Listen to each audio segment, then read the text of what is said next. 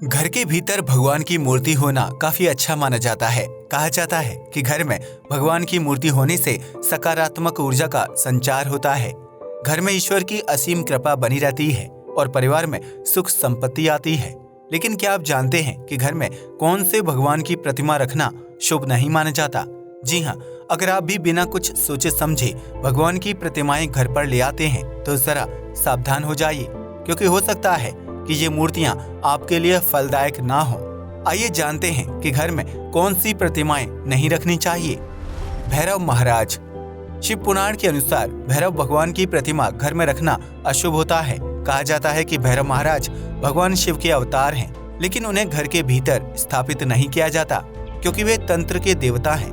भैरव बाबा की पूजा खास तौर पर तांत्रिक क्रिया पूरी करने के लिए की जाती है, इसलिए भैरव महाराज की पूजा घर से बाहर की जाती है।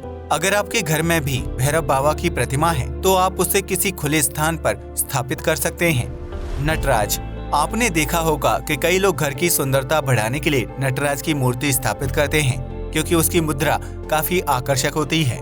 नटराज की मूर्ति में भगवान शिव का रौद्र यानी क्रोधित अवतार की झलक मिलती है। घर के भीतर रौद्र रूप धारण की हुई मूर्ति या प्रतिमा रखने से अशांति और क्लेश बढ़ता है। माना जाता है कि जो लोग रोजाना भगवान शिव के क्रोधित अवतार के दर्शन करते हैं, उनके स्वभाव में क्रोध बढ़ने लगता है, जिससे घर में अशांति उत्पन्न होती है।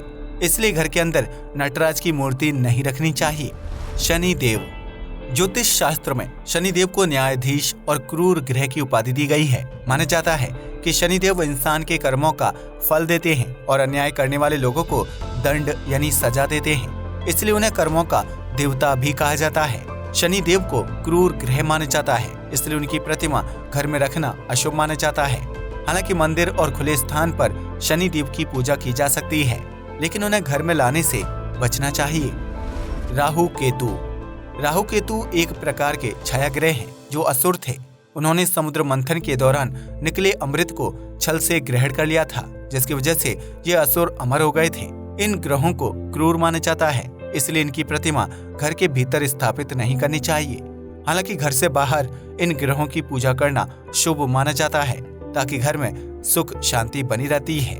तो ये थे वो भगवान जिनकी मूर्ति घर में स्थापित नहीं करनी चाहिए।